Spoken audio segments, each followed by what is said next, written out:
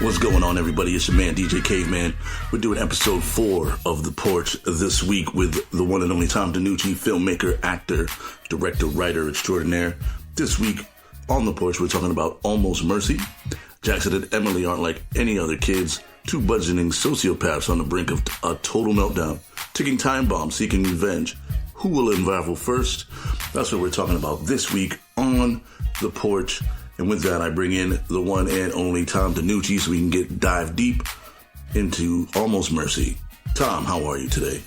It is so good to be here talking about Almost Mercy. I make no bones about it. This is by far my favorite movie that I've ever directed for so many different reasons, which we're all going to get into in the next hour or two on the show here. Absolutely. I can't wait to dive into it. I'm really jacked up about it. But first, we're going to talk about our first sponsor that brings us this show to you, makes it possible for us to do this every other week or so, and that is the Abalone Film Festival. Honor, celebrate, promote. This is the mantra of the Abalone Film Festival, a film festival you can trust, low entry fees, and a website that actually honors, celebrates, and promotes you and your work as a filmmaker, photographer, and actor. You can go to their website. It's called distancefromavalon.com. That's distance, D-I-S-T-A-N-C-E, from F-R-O-M, Avalon, A-V-A-L-O-N.com. And click on the pages for the first 3 live events to see they are on Film Freeway. They're part of the top 100 best reviewed film festivals. So you can find them out on Film Freeway. Check it out. It's Avalonia, A-V-A-L-O-N-I-A, and you can use the promo code PORCH, that's P-O-R-C-H in all caps, and if you use that promo code, you get a 17% discount on all your entries. And, you know, what is the Avalonia Film Festival, Daryl? Well, I'm going to tell you what it is. Basically, it's a film festival for a lot of young, up-and-coming folks who just made a short film or a movie and they don't know where to put it. They don't want to travel. You know, traveling to a film festival can get very costly. Super expensive. Super expensive. So what you do is you go online and you can just submit your film to this. They specialize in films 21 minutes and under with a variety of competitive genres for every filmmaker. You get a horror film, you get a vampire film, you get comedy, dark comedy, mobile. I don't even know what a mobile film is. I guess that's a film you make with your phone. Maybe like a documentary. Yeah, that might be a whole category. No, I think that's a category, like movies that people make with their phone. Oh, really? Yeah, I think so. That's pretty cool. So basically, guys, you got a movie, you want to get it out there to the world, and you don't want to travel far and spend a ton of money on that. Go to the Avalonia Film Festival, check them out on Film Freeway, and check it out. It's distancefromavalon.com. And if you use the promo code PORCH, you'll get 17% off of your entry fee. So check that out. That's what's up. All right, guys, now we're going to get into it. We're going to talk about my favorite movie, Almost Mercy. And I guess I should just start by talking about, like, where we were at this time, you know. Right, you're just coming off of... Army of the Damned. Yep, Army of the Damned. Just coming off Army of the Damned. Army of the Damned had just happened, and you can go back in our archives and check that out. Episode 3 of The Porch. We talk all about Army of the Damned. And Army of the Damned was a big swing and a miss, man. It's a baseball reference that you hear a lot, you know, as a pitcher. Like, I wish I could have that one back. That was my hanging curveball. That was the one that they drove over the left field wall, and I gave up the game, in my opinion. You know, I could have been much more prepared for that movie. I could have worked a lot harder. I could have utilized my team and what I had around me. And to me, that movie felt like a big swing and a miss. And I wanted a chance to get back in the ring and get back at it. I'm using so many different sports references right now, but that's what it felt like. Because even when I like a big loss to me. Even when I watched it, I was like, "This is like he had another movie and he knocked it out of the park." Like when I watched it, you can tell like the actors are more polished. Like it seemed like it was a much more serious set. It had like a glossy finish. It was like, here I am. I'm learning. You know, I try to think I have my big boy pants on, and I kind of fall down a little bit, and now here I am. Yeah. Thank you, man. There was definitely a lot of the falling down that happened on Army of the Damned, and you know, we wanted to rectify that. And when I say we, I'm talking about this kind of core unit of people that I was working with on a lot of my early movies. We've talked about these guys in episode 1, 2, and 3. That's, guys like John Del Ponte, guys like Ben Bornstein, guys like Sam Eilerton. These were my core guys that I had been working with for a long, long time, and we had all been trying to get a little bit better each movie. And I think Almost Mercy feels like the time where we all finally put it together. And I'm just excited to dive into that. But, you got to think of the frame of mind. So we were kind of all starting out, we were ready to make a comeback in a way, and I remember talking to Chad, and, he basically said to me, like, look, Almost Mercy is, Army of the Damned didn't quite do as well as, we wanted it to do.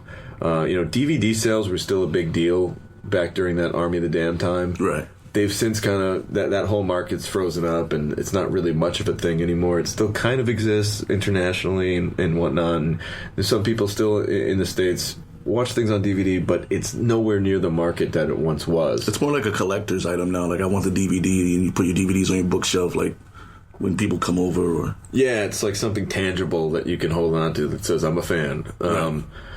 So basically, it's one of those things where Chad was basically like, look, Army of the Damned didn't do that great, but you got to get out there. You got to stay relevant. That was one thing that Chad always kind of instilled in me. It's so important as a filmmaker to stay relevant and to continue shaping your craft and to continue getting better and to continue putting work out. Because here's the thing. There are a lot of guys that make movies and then they kind of disappear for a few years. And when asked, like, hey, what do they got going on? It's like, well, they made this one movie 4 or 5 years ago. People say, well, what have they been doing lately? Like, well, why don't they make anything recently? Right. And Hollywood's really like, what have you done for me this minute?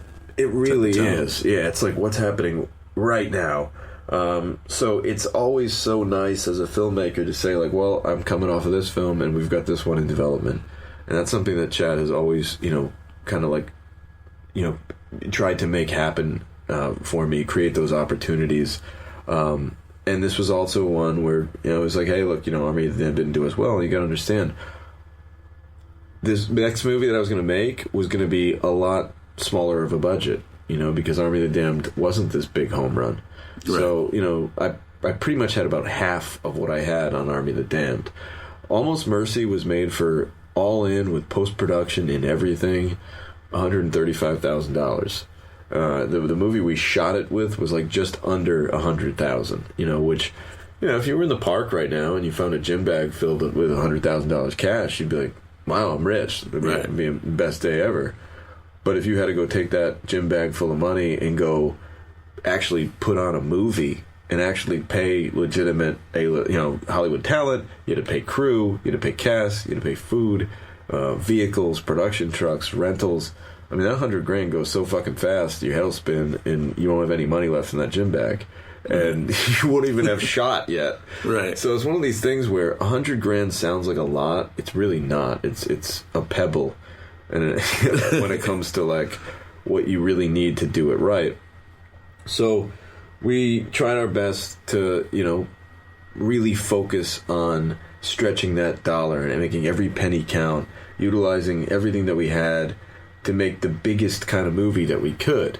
My first couple movies were all one location kind of a thing. We tried to stretch it out the best we could, but for the most part, we were in either a storage facility or we were in my parents' house for most of the time. Right. And I feel like the movie suffered from that. It's a great concept. It's a great business model to keep your costs down. But when it comes to telling a story that seems like large in scope, when it comes to, like, you need the different locations on a ride. Yeah, you need different locations. You need to keep people engaged, keep them excited, make them feel like they're on a journey, and it's not just kind of stale in one spot, And my goal was to try to do everything I could to make this little $100,000 movie look like $1 million movie and have several different locations. So one of the first things I did right off the bat was, when making the budget, I went to my producers and I was like, how do we get 18 days instead of 15 days? I'd made all my other movies in 15 days, and when you shoot a movie in 15 days, it's just so challenging because you've got to shoot like 7 pages a day which means you really only have time to do like 3 takes of everything, and then you got to move, because if you don't, you're legit not making your day. Especially if it's a daytime shoot, you just run out of daylight. Exactly. If you're light dependent, forget it. You just have to move. Now, you know, an extra 3 days doesn't sound like much, but believe it or not, I don't have a calculator in front of me. That really starts taking a big dent into those daily page counts. When you have 3 whole extra days.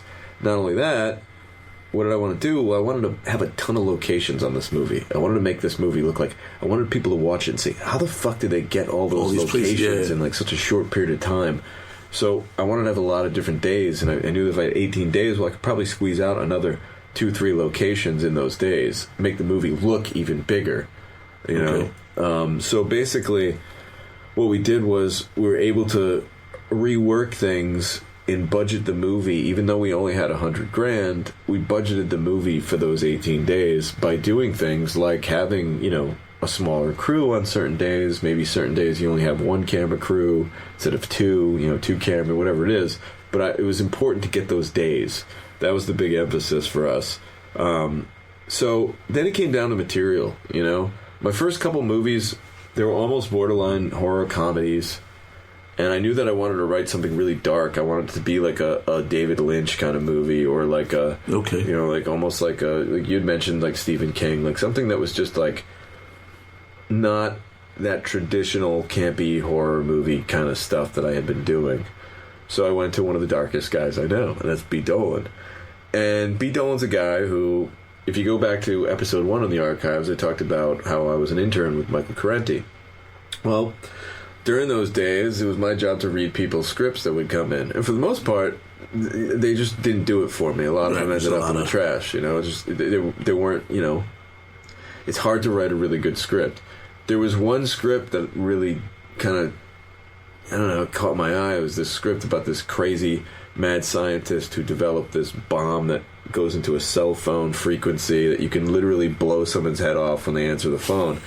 It was like that movie Scanners, and I thought it was like really dark and fucked up and kind of funny too at the same time. That's pretty dark and fucked up. And it was like everything that I liked about, you know, movies. And I was like, yeah, this guy's good. And B. Dolan was only a couple years older than me, so he was about my age. And I liked the guy. You know, we had a couple meetings.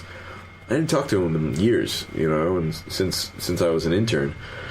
And shout out to Ryan Murphy, who is he's actually a producer on Vault, a great friend of mine. I've been friends with him, you know, pretty much since day one in the business. He was an intern with me and Correnti. Oh, nice. And one thing about Ryan is he's always like, he's got this like Carmen Sandiego dossier on everybody. He's got this like list. It's like an FBI list. Everybody he does business with. He's really good at keeping their phone number, their email address, any piece of contact that he knows. Right. That's pretty dope. Yeah, he's really smart like that. And I had a feeling that he'd have B's number still. So called Ryan up. I was like, hey man, do you have B. Dolan's number? Within seconds, I had the number.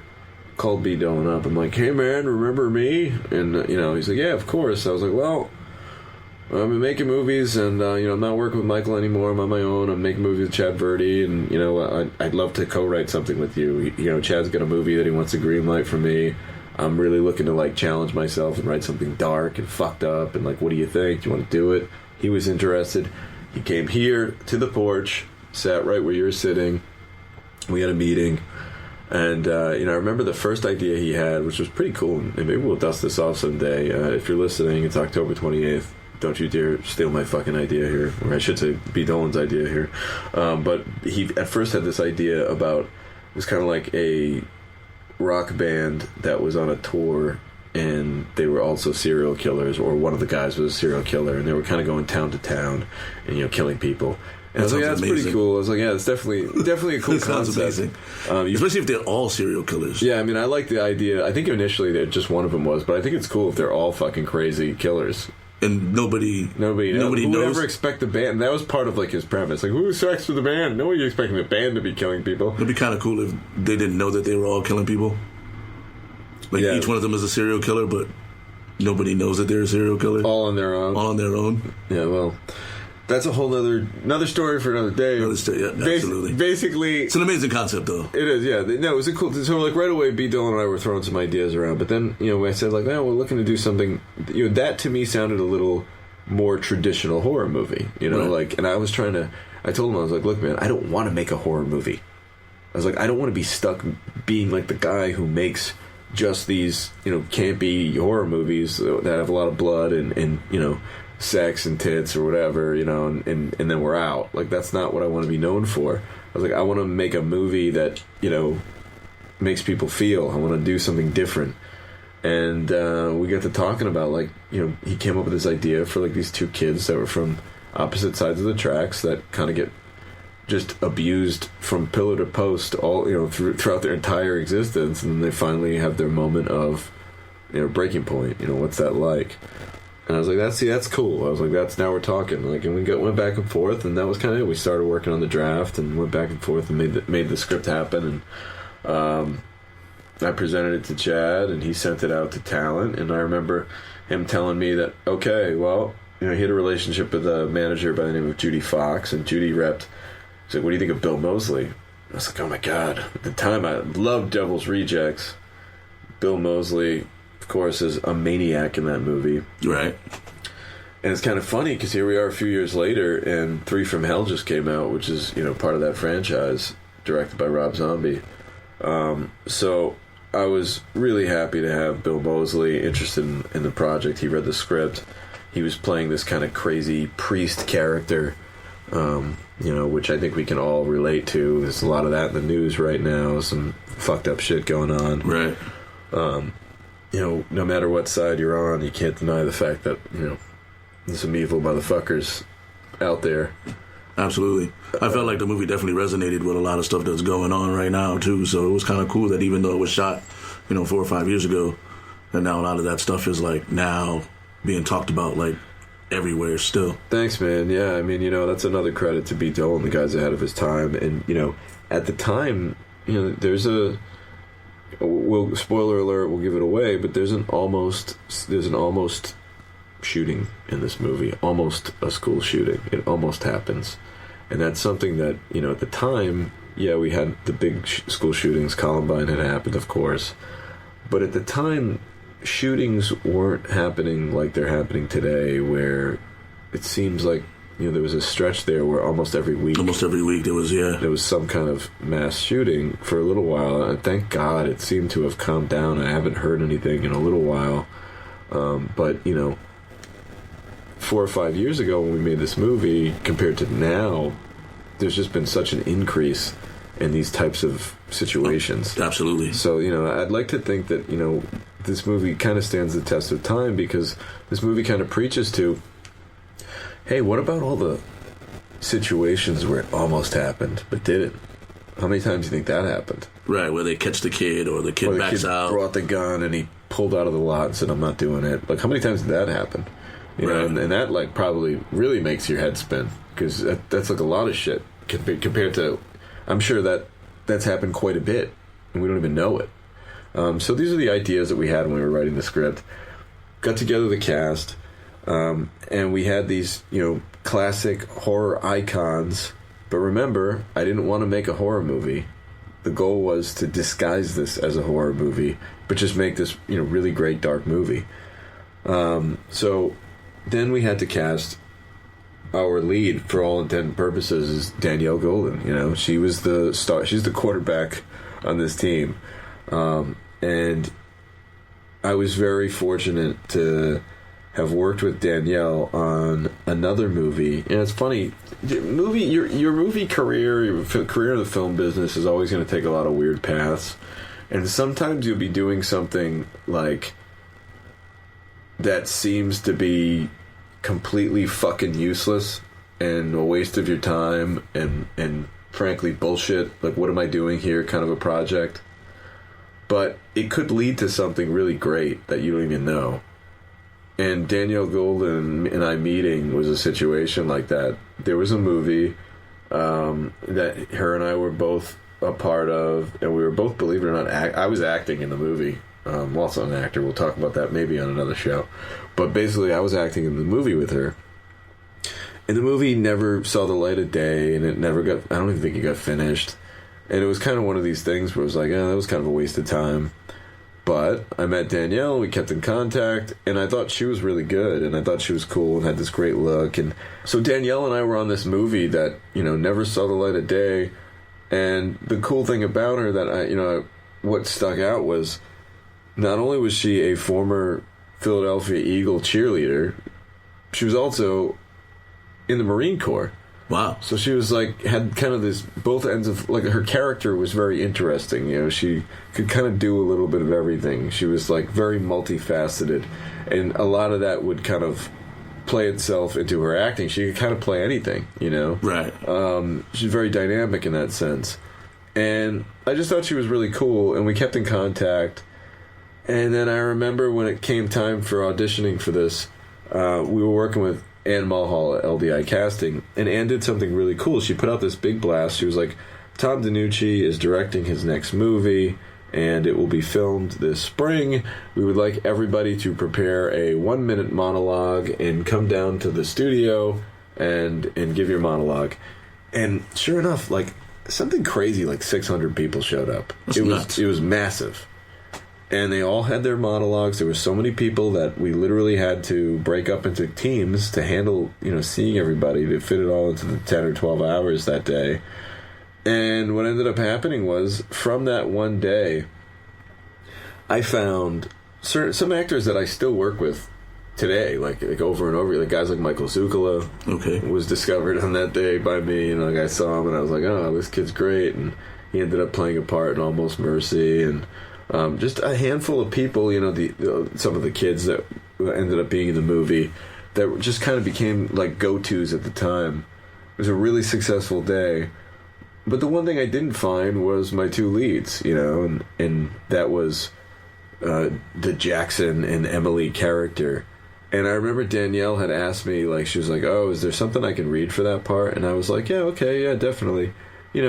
I just didn't think of her for whatever reason. Sometimes you forget, so many things are happening. And I was like, oh, yeah, Danielle, wow. So I sent her some sides through casting, and she sent back a tape.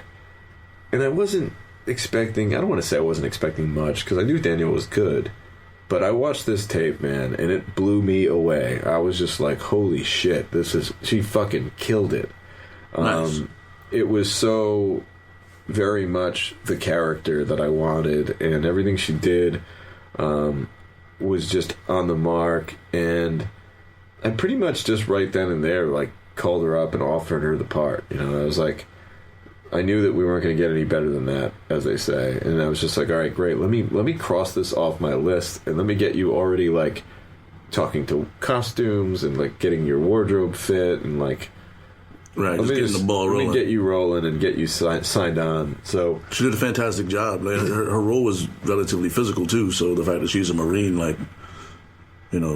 it's sellable because that she can do that. Yeah, it's something, man. I mean, we shot this movie in, I think it was late March, early April, and it was still very cold at night, especially. And Danielle had to be running around in a tank top, doing stunts. She was always on time, never complained once. I never heard any kind of oh my god, it's freezing, how could I do that? Do you have a trailer for me? There was none of that kind of stuff out of her. And this was a low budget movie, and Danielle wasn't staying at a penthouse at the Ritz-Carlton. There was a friend of the production who had an extra room, and it was pretty it was pretty lean in the sense that it was it was a room that was being remodeled. It wasn't even fully finished. Oh wow! And never once was she Tommy, I could really use a hotel for the weekend just to get my head right. She was just super super cool. And it was a pleasure to work with her, and I've gotten to work with Danielle a couple other times since then, and she was involved. She does a little cameo, and she's just one of those actors that you almost try to find something for them because you know that they're going to come and bring the best possible performance to the table, and that's definitely Danielle. And then of course you've got Jesse Default, who came in and played Jackson, who that character goes through an awful lot. He gets it all. He gets it all, that kid. Yeah, he goes through the ringer in this one, and I needed somebody who had these kind of kind, sensitive eyes that like looked like, you know, you'd feel bad for him, you feel compassion for him, and Jesse kind of had those eyes. And I remember we had to kind of like do like a second round of casting to find him, and we eventually found him. And you know, I can't say enough good things about Jesse. You know, he did a lot of transformation. He leaned out to look like he, you know, a little bit younger for the part, to play the high school part. He dyed his hair dark, and it was kind of funny because we ended up casting the young kids, and we got those to the LDI casting blast. And the big thing for me with the kids, I got so lucky because these kids were so on point, and you know, they weren't super experienced. You know, this was my first time directing kids, and this is their first time on a movie set. So kind of, at least we both had that going for each other. It was our first time. A couple senses. And for me, it was all about the eyes with the little kids. Because, you know, as we grow up, you know, sometimes your face is going to change a little bit. Your nose may get a little longer. Your jaw gets a little... Maybe you get a round face when you're a little kid, and then your jaw squares up when you get older, whatever. But one thing that never changes is your eyes. And you get green eyes as a baby. You're probably going to have green eyes as a kid. Or, you know, as a little boy, you're going to have blue eyes as an adult. So we found these couple kids, Jonah and Eva, who were just awesome to work with. And I found myself having to have a little learning curve because I was talking to them like they were 4 years old when they were first on set. I was like, okay, guys, I'm going to have you round the corner and then look at the camera. And they're like looking at me like, what's the matter with this guy? This guy's this guy's acting like a clown. So you know how old I am? Yeah, like I'm 12 years old, man. I'm probably smarter than you. So basically, I had to think back to like what it was like when I was 12 and be like, oh yeah, I don't want to get talked to like I'm in first grade. So I quickly was able to kind of adapt and learn that like they're just little people, and they were awesome and a lot of fun to work with. You know, the cast just kind of went from there. I mean, we had obviously Tommy Dreamer is another guy who I try to work with a little bit every time. Yeah, it was good. That was good. I was like, oh, Tommy Dreamer's in this one too. Like, he's been on all your movies so far. Yeah, Tommy plays a really dark scene where, you know, it's just kind of like crazy fucked up visuals, music, and you know, Tommy plays a guy who basically gets home early from work one day and walks in on his wife cheating on him. And he makes some rather compulsive decisions and pretty hasty decisions, and decides to butcher his family, basically. Yeah, he snapped off. And that's played by Tommy Dreamer. There's a really funny story we're going to talk about later when we get into the production tales section of the show. But Tommy had a little bit of an interesting time that day. We'll talk a little bit more about that later. We also had Mike Bennett, former WWE superstar, world-renowned pro wrestler, and all-around awesome guy that I've had the pleasure of working with a couple times now. He's also in my Christmas movie, Saving Christmas, which we're going to talk about. Okay. Quick shout-out to Saving Christmas, which was just on a list of top 10 movies that you should watch for the holiday season. So that's what's up. Yeah, if you're looking for a Christmas movie, maybe we'll do a show. I'm going to try and do a Saving Christmas episode. I might jump the gun and do it for Christmas, so we can have that. You know, it might be worth shuffling the deck. Might be. I think so. Get that out. I digress. We're going to get back to Almost Mercy. But Mike Bennett was in that Christmas movie. He's a super talented guy, and this was the first time he was ever working on a movie. You know, he had done a ton of pro wrestling at the time. He'd wrestled all over the world, but this was his first time acting. And I remember he did this really cool scene where he ends up, spoiler alert, gets shot in the chest, and he has to do this, what they call in wrestling, a back bump. I think it might be called a flat back bump, but I'm not a pro wrestler. I'm just a super geek fan. But he basically just has to, you know, fall back, and I wanted it to look super impactful, like he really got blasted away. And our stunt coordinator, Nick Principe, is putting this gator back on. You know, it's like a protective pad. He's like, wait a minute, I get to wear this? And he's like, we're like, yeah, man, you gotta protect your back. He's like, I do this all the time, like with nothing, on concrete. Right. I'm like, oh, wow, that's awesome. He's like, oh, I'll really give it to you with this thing on. And I was like, oh, awesome. And he did this. I mean, you can see it when he gets shot. He fucking flies 4 feet in the air and lands flat on his back, and it's picture perfect. So Mike was awesome to work with. And just, you know, across the board, Eric Ninehouse plays Jackson, the crazy handicap, the dad, maniac dad of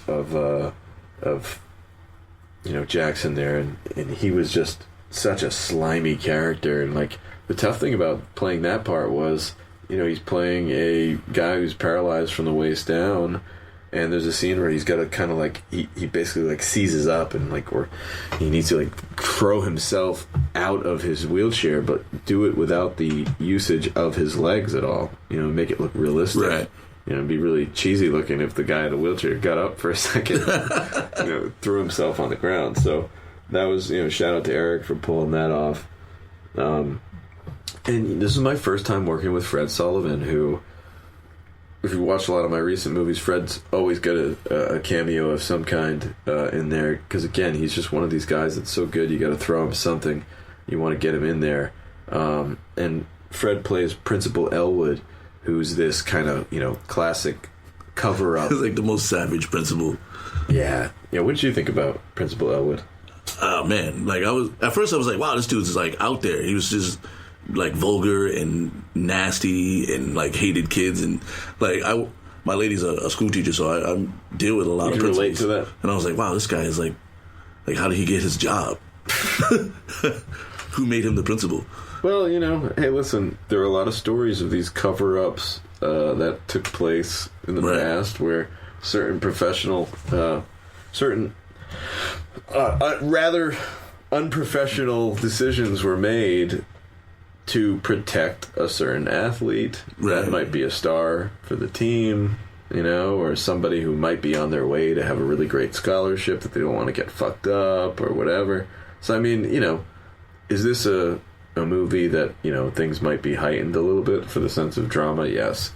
But do cover-ups like this happen? Those people definitely exist. All the fucking time. Definitely exist, especially in the small towns, I feel like. All the time. And, that was Fred's depiction of, playing one of these guys who, maybe it'd be better if we just forgot this happened. Right. Kind of a guy. And, hey, it's sad to say, but that shit happens. And if you don't make movies like this, and if you don't talk about it, if you don't bring things like that to the forefront, then it becomes something that nobody believes is a reality that could ever be. Right. So Fred really brought that character to light. It was a pleasure to work with him for the first time on this, and I think he had a lot of fun. He always seems like he enjoys his time on set. But this one.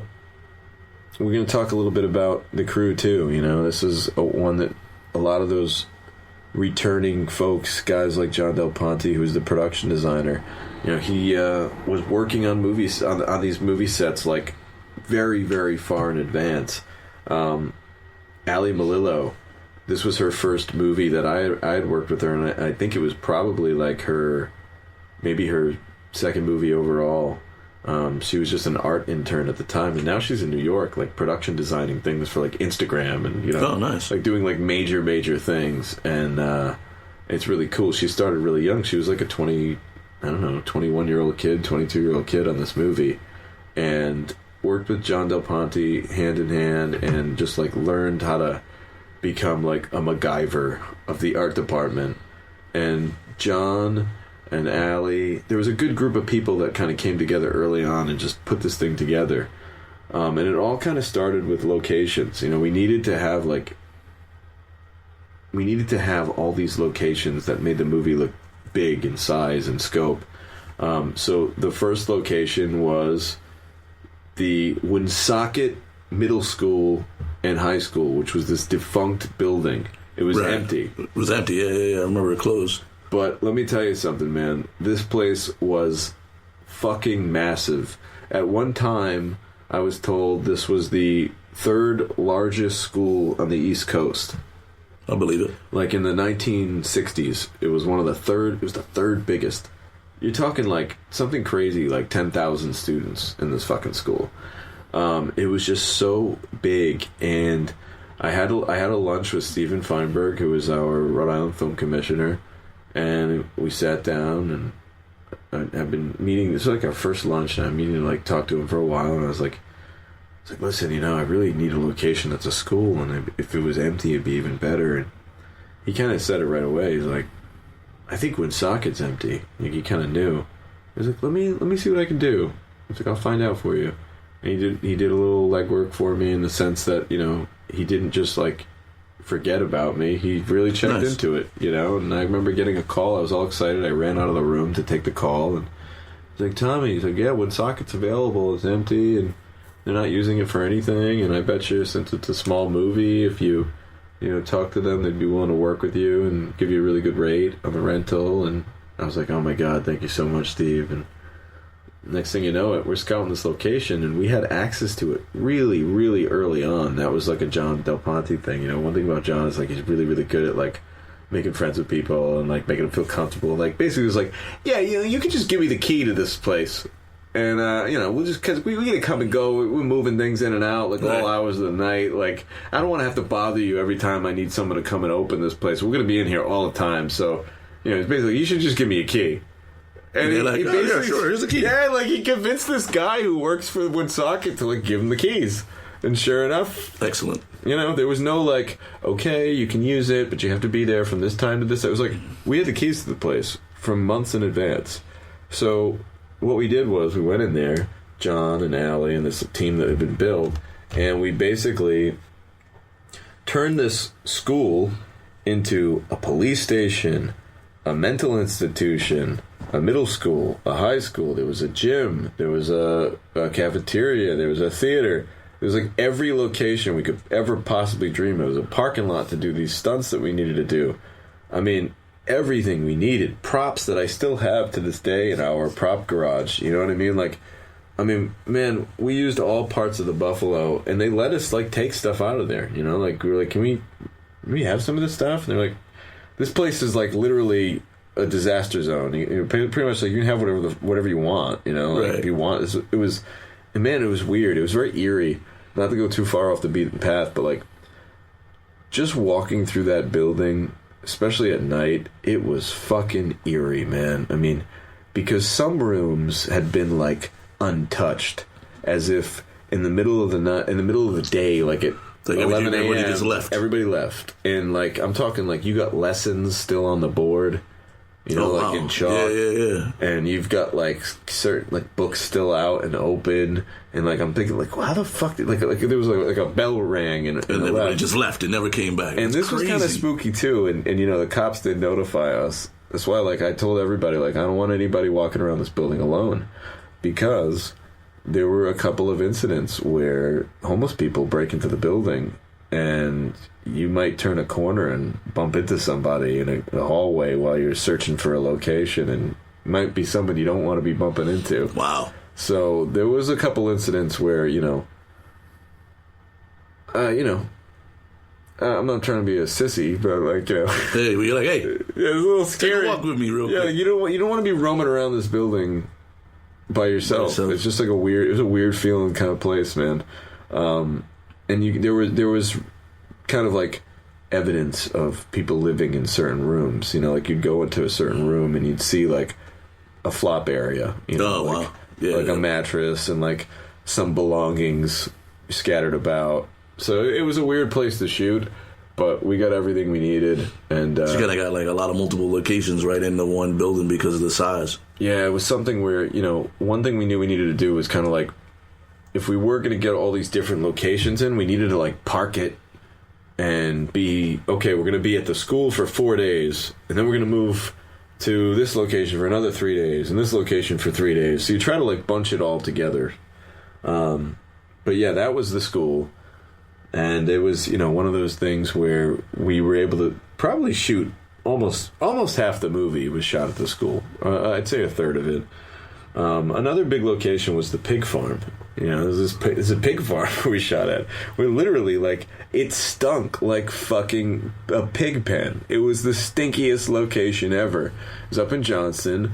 It was a location that John Del Ponte helped us lock. A friend of the family kind of a deal. And it was this pig farm where they had a bunch of property in the back. There was woods, and on the grounds was this RV, which is like this nasty, shitty old party RV. And we needed that for the movie. There's that scene where like the kids are all partying in the backyard. So we knew, again, like there's a location, like we'll do all the wood stuff, all them like hanging out at their little hideout. We'll do all that stuff at the pig farm. And we had this RV, which our friend let us borrow. It was actually a friend of Chad's. He had this massive like RV camper deal for his family, and they like let us use it. I remember him like telling us like, "Listen, you can use it." He's like, "Use the thing, don't fuck it up." And he's like, "This is my kids. This is my kids' RV. I want any crazy fucking partying going on here. I want any sleeping with each other in the fucking bed. He's like, no fucking bullshit." He's like, "You just use it for what it's for." And we're like, yes, sir, of course."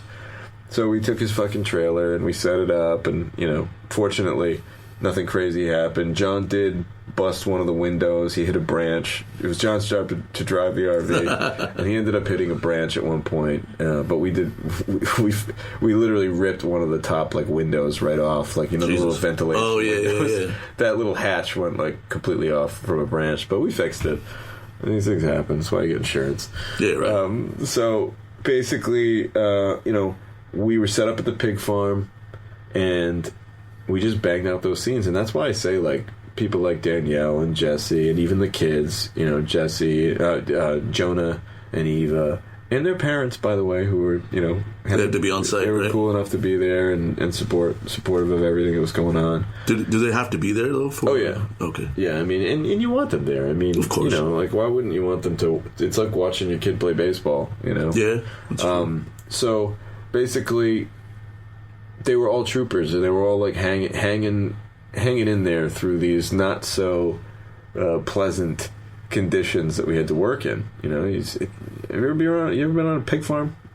I've been on a farm with pigs, but not a pig farm. You know what that smells like? Probably awful. Yeah, it's not good. Like, I'm gonna go with awful. Yeah, I mean, it's the kind of deal where like you kind of get used to it, but even not really. Used to it. You know what I mean? I don't think you ever get used to it. No, like what it is it'll go away for a minute, and then the wind will blow, and you're like, oh, there's the pig farm. So that was the pig farm. My friend Joe Martins, shout out to Joe. He doesn't live there anymore, but he had this cute little house right off of Atwood Ave in Cranston, and he let us shoot there for free. I think we only shot like 2 production days, but John was in there working probably a week in advance, and he was really cool about it and never gave us any shit. And people don't realize this when you agree to let a movie crew come and shoot at your house, they fucking take over like a militia is coming to town. Like herds of elephants. Right.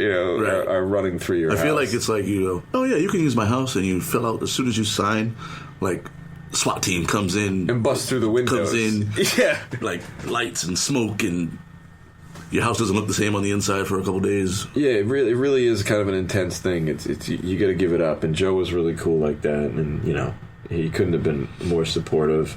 And then one of the actors in the movie, Tanya Lynch, who played our Danielle Golden, Emily's mom.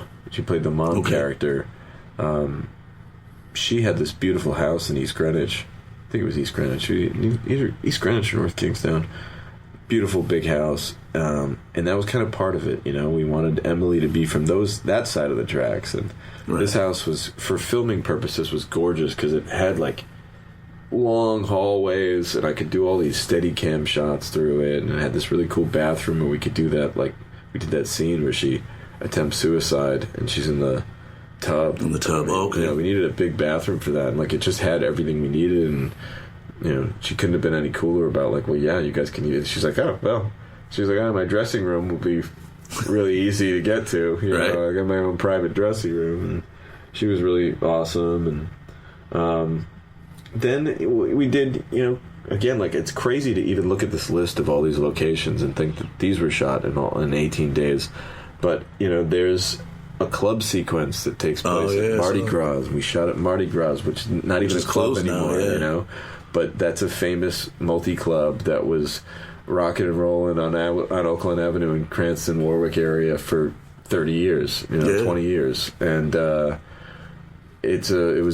John Reedy ran the club at the time, and he was a guy who was really supportive of the movies, and Chad and him had a relationship. They knew each other for years, and it was one of those things where he was like, yeah, sure, you guys can shoot here. And We shot all of our club scenes in probably I think it might have been 1 day or maybe 2 days, but it was all pretty quick. We got in and out, but again, that added a ton of production value. If you're a young filmmaker and you're listening to this, I can't stress enough how much just having a different location, even if it's just for a short period of time, how much value that adds to the movie, because it just makes it look like, wow, that's even more time they spent. That's just another layer of fabric in that custom-made suit of yours that's been, finally woven into this thing. Right. People, whether they realize it or not, they understand that that's quality. That's what you got to do, and that's what we really tried to do here. So then we had a flashback sequence in this movie.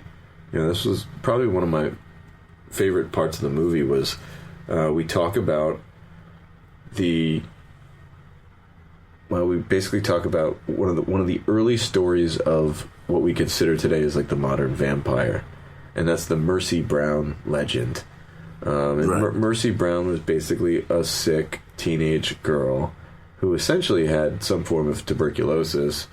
But when it's the 1890s and people are spitting up blood and they're acting kind of weird, and they're going, you're a witch, you're a devil. So they immediately thought that there was something evil wrong with her, and a lot of people started dropping around town, and we basically retold that story and all the torture that they put this girl through. They whipped her. They thought they could beat the devil out of her. They threw her in ice. They fed her all this weird. They fed her blood. They made her drink her own blood. They fed her weird medicine. They just did awful things to this girl, thinking that they could exorcise the demons. But really, they were just torturing a poor sick girl with tuberculosis. And it's kind of there's a metaphor in there if you watch the whole film. I don't want to get into it now, but basically, that's a big portion of the movie, and we needed an authentic, where are we going to shoot this so it looks like 1890s and we're not faking it, because that's one thing, man. If you try to do a flashback and you make it look chintzy, your movie is going to look like some kind of History Channel or Discovery Channel reenactment, like one of those dramatization. Dramatization, and it's going to look hokey and cheesy and not real. I heard about the Gilbert Stuart Museum, which is right in, I believe, North Kingstown. And it's this place where you can go, and it's a functioning 1850s, 1860s village, And yeah, it's pretty cool. Yeah, it's got, a water mill. It's got all these, vintage houses and, a couple of little sheds outside, it's all period to the 1800s. It might even be earlier than that. It might even be earlier 1800s or even late 1700s, but whatever it is, it fit the look, and the architecture hadn't really changed much, to get to that 1890s look. I think it was 1890 that we were going for. And being able to shoot there added so much value, and then of course we were able to rent some costumes. Quick shout out to Maura McCarthy, who was our costume designer, who did everything she could to just kind of put together some amazing looks for this movie. And part of that was getting these 1880s costumes or 1890s costumes from, I believe, Trinity Rep. So it was great to have her there doing that. And that was at Gilbert Stuart. And then I guess, the last location that's kind of worth mentioning would be the St. Mary's Social Club, which this was funny because obviously we've got this movie about this crazy priest who, is fucked up and, well, he needs some kind of rectory to hang out or something, right? So, my friend, shout out to Billy Hebert, he was a member of this Italian-American social club, which it ran out of the St. Mary's Feast Society. Oh, and they had this little chapel room, which we kind of needed to make it look like a portion of a church, because we didn't want to... No church in America was going to let us film what we film filmed like a little horror movie. No. With the stuff that's definitely with the stuff that was happening. No. Well, not the scenes that we wanted to have depicted there. We did get into an actual church. Actually, that didn't even make the list, but I forgot it because I don't. We'll talk about that in a second. But basically, we're at the St. Mary's Social Club, And it was just really funny, having Bill Moseley with an axe stuck into his head in this private prayer room in like the St. Mary's Social Club, a place where like I've been to communion parties as a kid. Oh. And we're like spilling Bill Moseley's blood in the prayer room. I'm like, what the fuck what kind of world is this? Well, it is a dark movie. It's just really funny to be in that situation. But yeah, we also did shoot at, I think it was either North or South Kingston. One of the Kingstons had a church that actually let us shoot there. I think we might have done some fancy footwork with like not quite showing them everything in the movie. Because usually when you shoot at a location, if you're not aware of this, they're usually like, can we see the pages? Like, we want to see what you're shooting. We need to know how our establishment is going to be depicted here. Are you saying this is a place that you can come and score crack? Are you saying this is a place that, how are we being depicted? We have an image, it's a branding thing. Right. So same goes for a church, obviously, but we may or may not have done some trickery. Yeah, overall, we tried to get all these locations together and, just made it bigger and bigger. And then, of course, you had Ben Bornstein, who was doing a lot of these special effects. We had a lot of crazy things going on. Danielle Golden had an entire cast made of her torso. Had to sit in a cast for an hour or two, whatever it was. And Ben made like a perfectly accurate depiction of her torso, which was later cut open, and basically like an open heart surgery type gag was performed, where this fake torso could be positioned so that Danielle's actual head was sticking out of it, but then the fake torso would be used for when the knife goes in to pull the heart out. And my plan was to do it all in one shot so that I never had to cut away, so that the audience would never be like, obviously that's where they cut to the fake torso. It's like, well, no, I saw her face and then I saw the thing go in. Like, how'd they do that? Of course, in the editing room, I'm pretty sure I ended up adding a cut just because it was taking too long to develop. But the truth is, we could have done it straight through if we wanted to. That was a cool scene. It was definitely a cool scene. Yeah, that was when Bill Moseley comes. And, one of the unique things about the flashback is you'll notice that just about all the actors in the flashback, you'll see them somewhere else in the movie in current time. Right. It's like the flashback version. It's like a fucked up, dreamy retelling of this story. Like if you were having a dream and you just heard of a story, but now like people that from real life are playing characters in the story. Right. And that's kind of what we were going for on that one. And I had a lot of fun recreating that period and getting in there. But this was one where everybody came together, and to make it work and to make it work at the level that it did, everyone really needed to just focus on the important stuff. We changed a lot, a lot had changed from Army of the Damned. That was kind of the takeaway. Like we learned that like you can't be acting fucking crazy all the time and staying up all night and then working the next day. And we were focused on what we had to do. A lot of nights there were times where we were on set, like prepping the next day, or watching some kind of movie that we wanted to reference a shot, or making storyboards. It was very different, and that was something that Sam Eilertson and I spent a lot of time in prep with this script, just developing a very concise shot list. That's something that we had learned from Army of the Damned. Like, we really need to have every single shot mapped out in our head to like a real extreme degree. And there's one really great shot in this movie that's I'd feel like we missed something if we didn't mention. There's a shot when Jackson and Emily transition from kids to adults. Okay. Where they like do a wipe, and suddenly they're like eating ice cream, and then they're smoking cigarettes. They're like eating ice cream as kids, and then like there's a wipe where like two background actors walk by camera, and as that happens, we transition to them as adults smoking cigarettes and like sitting there doing their thing. And that was a great shot that Sam came up with, and it's one of those things where that's from a lot of time in prep long before the cameras are turned on, just kind of talking about it and talking about what we're trying to get and what we're trying to do.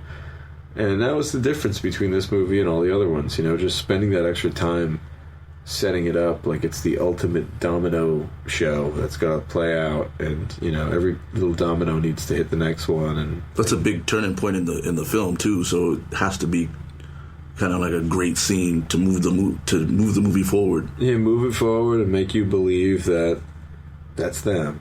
Those are those kids. It's like, hey, everybody, this is our guys. There's no questions.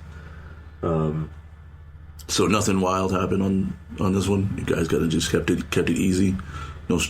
Yeah, I mean, I'm sure there was some escapades during the weekend. I remember we did have a crazy rap party. I think that's what I learned from this. The takeaway experience on that too was, if you're gonna party at the end when you're done. But no, we really didn't mess around too much, man. It was one of those things where a lot of focus was put into making sure that everything looked as perfect as we could get it. I mean, it's never going to look perfect, but there's always an extent to how perfect you can get it. And that was, to me, because we spent all that extra time,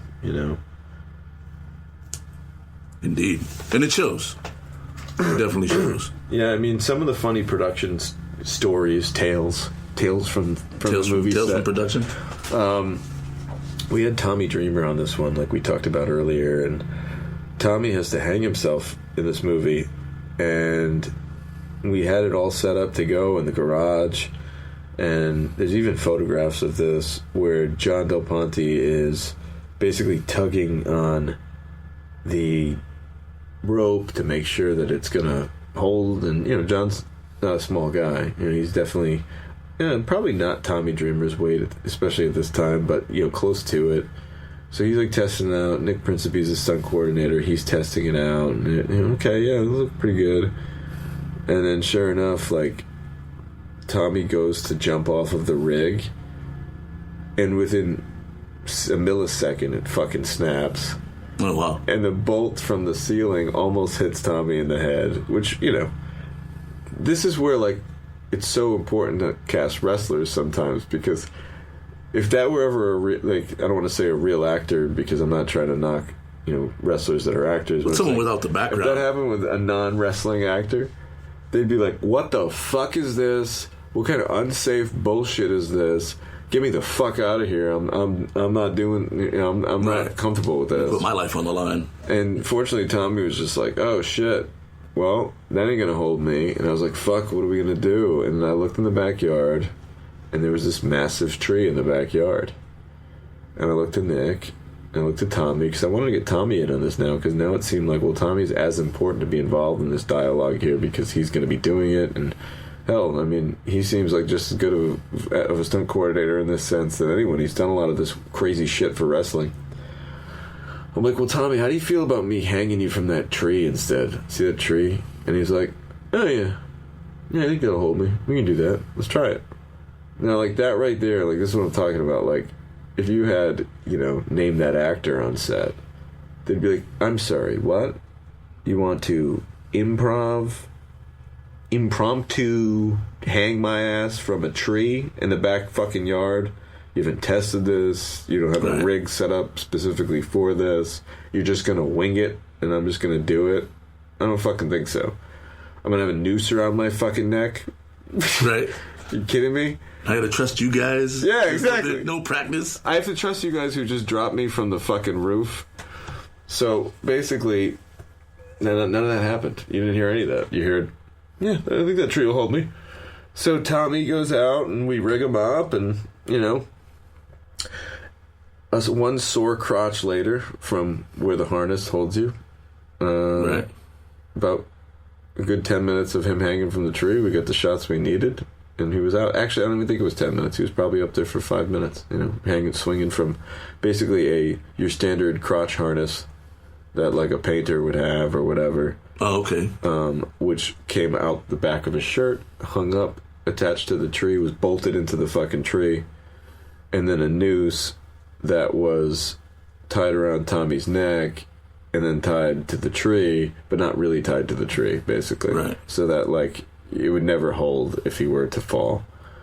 So kids, don't try that at home. Right. Don't try to accidentally hang yourselves. Yeah. No hanging scenes in your movies until you have a professional on set.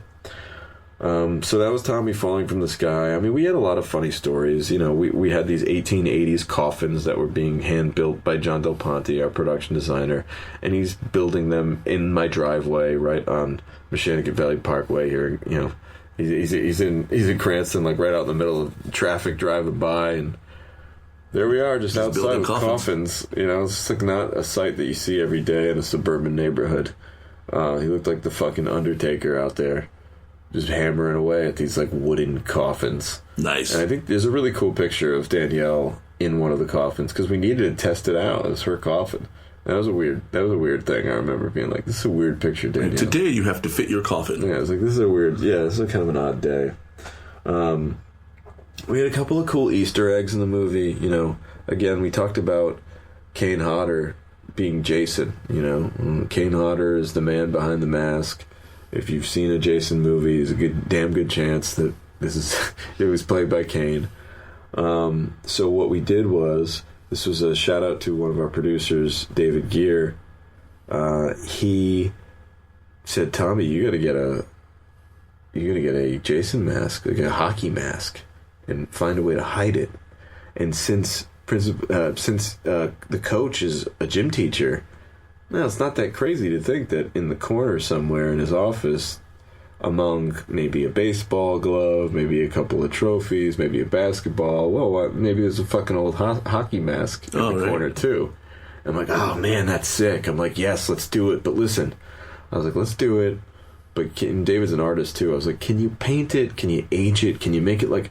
I don't want it to look like a fucking, like you just went to the party store and bought a quick Jason goddamn mask. Jason mask. Yeah, so like, can you age it and make it really look like it's his hockey mask from 1979, and that's why he still has it, because it's like a memento. And he's like, "Yeah, absolutely." So I still have it. It's on my shelf over there, and I got Kane to sign it, and we showed it to Kane. He thought it was really cool. And it's one of those things where, like, if you're not looking for it, you may miss it. But I gotta say, I've had a lot of people that saw the movie and they said, "Bro, I saw that Jason mask in the corner. That's fucking sick." So there's a scene in the coach's office where Kane Hodder is giving one of his creepy speeches to Emily there, and you will see the Jason mask. So that was a pretty cool Easter egg. And also, just, you know, I thought it was cool to spend a minute talking about Emily's hatchet. I really liked Emily's battle hatchet. Yeah, that was pretty cool. Yeah, that was another David Gear idea. And, like, you know, we had talked about, like, well, Emily needs to have a weapon that's kind of iconic. We've seen knives a million times. We've seen, you know, swords and things like that. And Dave's like, well, you know, and Dave is a big, like, military buff guy. And he's like, well, you know, there's something called, like, there's such a thing called, it's like a tactical axe. I'm like, what? He's like, oh, yeah. He's like, it's a tactical tomahawk. I'm like, that's fucking nuts. He's like, yeah, special forces guys use it. He's like, it's used for everything from, you know, to cut brush, you know, and like, you know, for, you know, practical reasons like that, to like literally throw at someone like a fucking throwing tomahawk, or, you know, lop someone's head off if you need to silent kill someone or whatever. Right. I'm like, that's fucking sick. And he showed me the photo of it, and it's just a gnarly looking item. It ain't your friend. Yeah, no. I mean, if you're holding it, it's your friend. Yeah, exactly. It's a lightweight, compact, razor sharp axe on one side with like a point on the other side.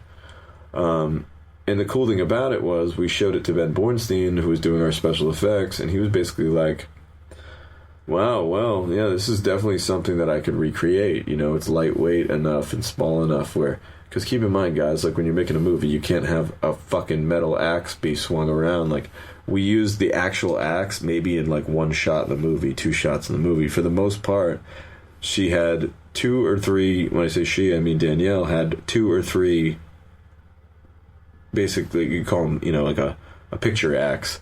There was one that was foam, it was very lightweight. There was one that was rubber, it was a little bit heavier. And then there was one that was more of like a plastic that was, you know, she could really like kind of hold on to. But, you know, that was, you know, a combination of Ben putting it together, and David had a really cool idea about what to use. But that was, you know, that was her little give her a unique look. It was a nice touch too, because it made the revenge tour like more personal. You know, because she wasn't just like shooting people. Or yeah, that's true. And I'd also like to say, you know, not to toot my own horn here, but I think it's also unique that Emily's character takes selfies with all the characters dead at the end, and I've seen that in a lot of movies since. I'm not saying that anybody ripped me off, and I'm not saying that I'm the first person to do it, but I would say that that's probably an early usage of the selfie, crazy person taking a selfie with one of their victims moment in film. I think if there's a category, right. If there's a category for that, I think we might be at the threshold. Right at the beginning. That. Yeah, we were trailblazers in that department. But, you know, it was really just a nice kind of harmony of putting all these little elements together. And, you know, if a lot of firsts, you know, like working with Brandon Maxim for the first time, you're going to hear that name a couple times down the road. We just worked on a movie together, a talking dog movie that I produced, and he was the DP. So, of course, I worked with, you know, we talked about Maura McCarthy, Joe Cantor, my sound man from way back, Bobby Boone. They're an awesome team together. It's just really great to have these people around. Brad Peach is an awesome guy who works with Brandon Maxham, and we mentioned Ali Malillo, who like really shined, and cool to see her like continue on years later. That's a funny thing, man. I mean, the movie business has a high turnover rate. It's kind of stressful. It can be kind of all over the place. It's not the type of career that you can always set your watch to, because sometimes you'll be working constantly and it like the phone won't stop ringing, and then sometimes you go on like fairly long stretches where like, yeah, man, I haven't heard about that, or oh gee, that, you know, that job that I thought was going to happen, like it just didn't go, or you know, something fell through, and I was sure it was going to happen, it just didn't happen, you know. And there's a lot of that in the movie business. It's tough, and you see a lot of turnover, and it's crazy to like look back at some of these lists of these early movies I did, and that's why I get so excited when I see someone like, holy shit, like I just made a movie back in May, and you know, Allie worked on that movie, and you know, John built a prop on that movie, and you know, Nick Principe was in it, and right. You know, Joe Cantor came to town, and you know, it's fun to see all these people that I worked with 5 years ago in this business where there's a crazy amount of turnover. It's cool to see a lot of them like still working with me, and still not just working with me, but branching off, and they've done a lot of their own things and kind of gone off. So this movie definitely a lot of the people that were on that team, you know, there are a lot of strong crew members to make something like that work in the amount of time that it worked in. But let's spend a minute like talking about just like where it went as we close this one out. You know, post-production was big. B. Dolan, also an artist, musician, had his hand in the score. And it's kind of cool because B. Dolan also went on to score Vault, so this was kind of like our first model of that. Nice. You know, him scoring something with us. Really great music. It was fun too. You know, the studio was right down the street in Cranston. That was nice to get to sit in on a couple of sessions. We also had some music from Raz and the Rice Cakes. They were a really cool band. I'm not sure if they're still together, but they had a nice little run when they were together. And, you know, this one was, when this movie came out, we were really excited because we had talked about, like, okay, so the DVD market was starting to dry up a little bit, right? And like, oh shit, like, now what? Well, this was my first movie that, and since then, I think it might be the last movie, but this movie got picked up by Netflix, and it had a 2-year run. It was licensed by Netflix. It was on Netflix for 2 whole years. You know, it was a nice little deal, and it worked out really well for us. A lot of people saw this movie, and there was nothing better than me during that 2-year run. For me, as a filmmaker, you want to talk about calling card, and it gets back to what Chad was saying early on, stay relevant. There was nothing better for me than to tell people, have you seen my movie? And they say, oh no, where do I see it? And I say, do you have Netflix? Right. Of course I have Netflix. And then they say, it's on Netflix? Right. I say, yeah, proudly. You know, yes, it's on Netflix. That's such an, you know, it's an identifier. It's like, I exist, we exist, we're out there. So, like, to be able to do that for this movie was really great. And now tell us where you can get it. I watched it on Amazon. It's on Amazon Prime. So I'm sure it's probably on the rest of the sites too. Probably. I just pulled it up on my my Fire Stick there. Alexa, show me Almost Mercy, and boom, right there. Has great ratings. There's some good reviews out on it. So yeah. This was definitely my first movie that gets some positive reviews. And as a filmmaker or an artist of any kind, you never want to be married to the reviews. You never want it to let it change who you are. But you they're pay good attention. to read though. Yeah, they pay attention. Because you're gonna read a bunch of this movie was trash, or from the critics. So it's always awesome to see people that are not in my circle or in the movie industry like my movie. I would agree. That's an interesting point you make there. There's certainly, in the world of, especially today, when everybody who has a blog or a movie page or whatever is a quote-unquote critic, I'd say you see more negative than positive, right? Overall. Yeah, I mean, everybody wants to take themselves so seriously. Right. They're like, oh, well, this movie was terrible because the plot sucked. And you're like, but it really was just not about that. It was about these other things. Right. It's like Michael Bay movies are never dramatic. I guess my point is, it's certainly more difficult in this day and age when... Oh, to get people to say something nice about it. To get anyone to say anything positive today. They just want to be like, it was okay. It's like you take that and you hold it near and dear to you. And I was happy to get some of these ratings by some of these really kind of reputable sources, and we're excited about that. And it was well received. 4 stars on Amazon Prime. That's not too shabby. 4 out of 5 stars on Amazon Is it really? Prime. Yeah. Wow, that's pretty impressive. See, I didn't know that. Lots of must watch comments, and that was pretty cool to see that people are actually checking it out. And remember, guys, check out the Avalonia Film Festival. If you're a filmmaker and these shows have maybe inspired you a little bit and you want to get out there and maybe make your own little 20-minute movie and start to flex those muscles, check them out. DistanceFromAvalon.com. And that film festival is on the filmfreeway.com. And if you use the promo code Porch in all caps, you get 17% off your entry. That's better than that. That's a pretty good deal. That ain't bad. I'm excited for next week. Next week we're going to talk about a movie. It's a short film that I made in honor of a guy who was very special to me and special to a lot of people. His name's Kyle Cirilli, and this movie was a tribute film to him. It's called Slimebuck, and it's a really cute movie about a kid and his pet alien monster that basically crash lands in his backyard. It's a little short film that I made. It was made to tribute this young man who passed away, and I'm really excited to talk about it because it was a fun project to work on. And it had a lot of heart, and it's gonna be hard to not get emotional on that one, but we're going to be talking about Slimebuck next. But I do appreciate everybody hanging in there and listening to these episodes. Look, it's a new show. We're trying to get better every time, and we appreciate you hanging with us. Absolutely. And I mean, you can always check out the older episodes as well as this one on Spreaker.com, and the shows are also on Google Podcast and Spotify.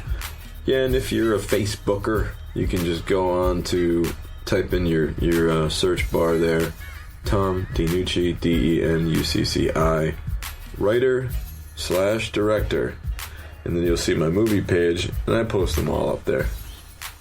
Right, and they're on my page as well.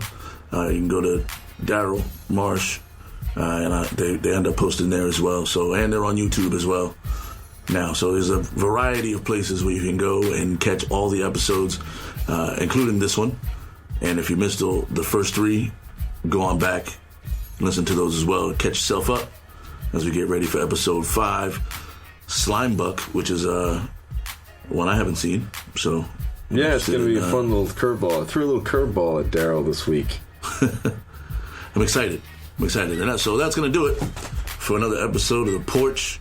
Again, check us out on all the social medias. Hit us up. Let us know how you feel about the show. questions, feedback, all of that, always welcome. And if you send us some questions, we may get a chance to read them on the show and give you your credit when we read that. All right, guys, we'll catch you next time. All right, check us next time, a couple weeks from now, as we do episode 5, Slimebuck. It's Tom DeNucci, DJ Caveman. We're out of here.